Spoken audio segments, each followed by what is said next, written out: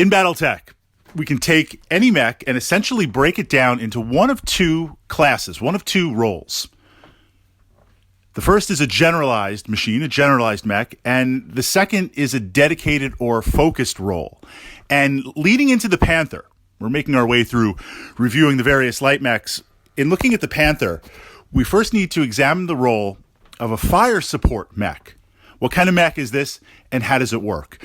Now, classic designs for the fire support mech we see with the rifleman, we see with the Jaeger mech, we see with the longbow, the archer. These are machines that have range, usually through autocannons or long-range missiles.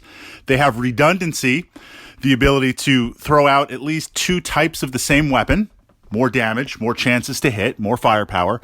And the role of a fire support mech is to work with a lancer, work with a unit, and at long range, lay down a steady barrage of fire. Maybe it's direct fire, maybe it's indirect fire. And target priority, that's going to shift. Maybe as you're moving to engage, you focus on a lighter machine to try and cripple it.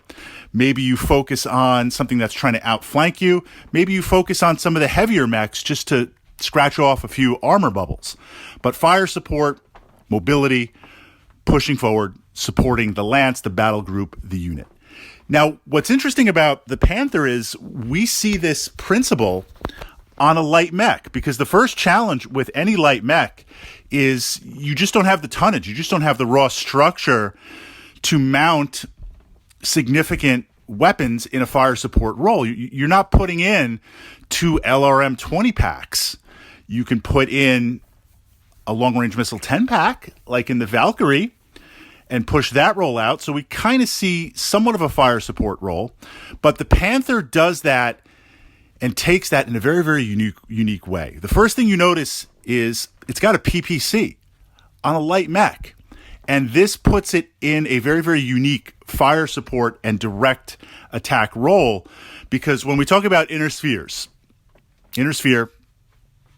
pre-clan, the PPC is one of the best weapons out there in terms of damage and range. Now, the drawback is all that feedback, that heat. You need to be able to manage heat, and on some of the heavier mechs, the heavier machines, heat can somewhat be a challenge because you're firing a lot of weapons. But we see this mounted on a light mech on the Panther with 13 heat sinks. What this means is you get to zap that PPC every single turn. If you're in range, even if before you do the calculations, you're like, I need a 12 to hit, you're taking that shot. It's free shots every single turn because it's not dependent on any type of ammunition.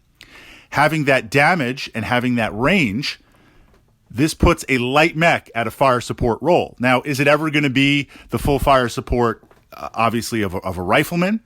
Or looking at a longbow or an archer? No, but look at the tonnage, look at the battle value, and look at what this mech can bring to the table.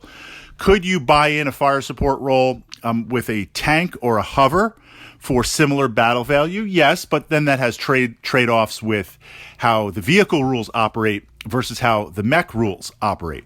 So we've got this PPC.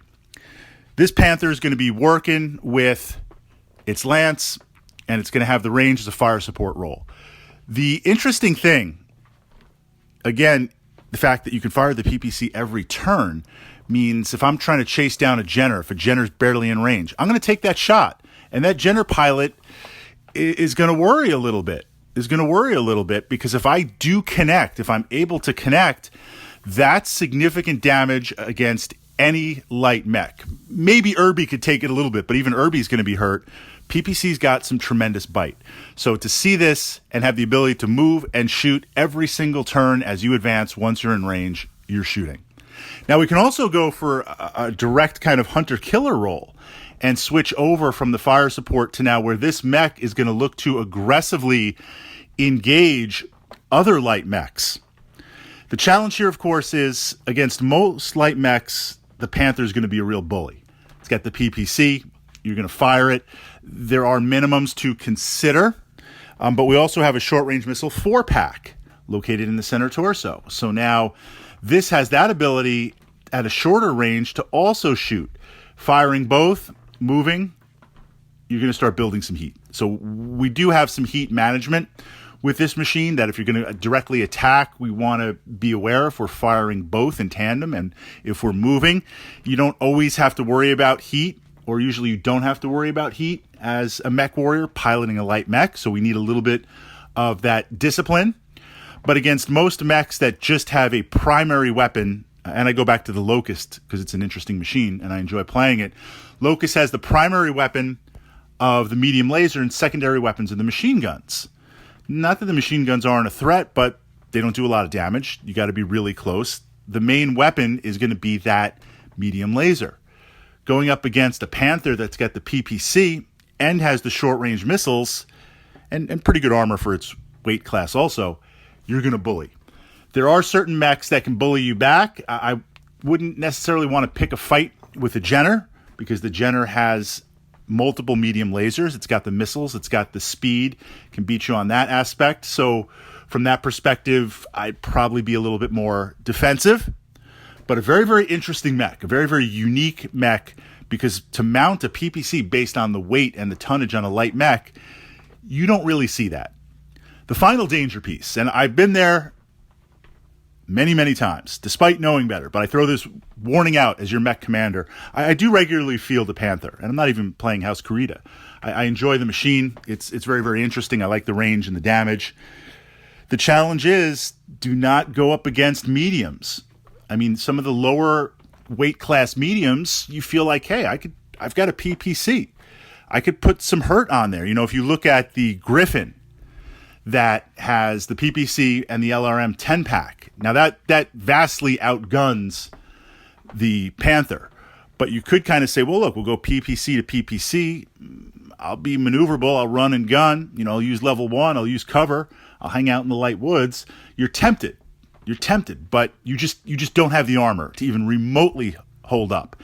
And 1 or 2 good solid hits, even if they don't destroy you, they're going to cripple you.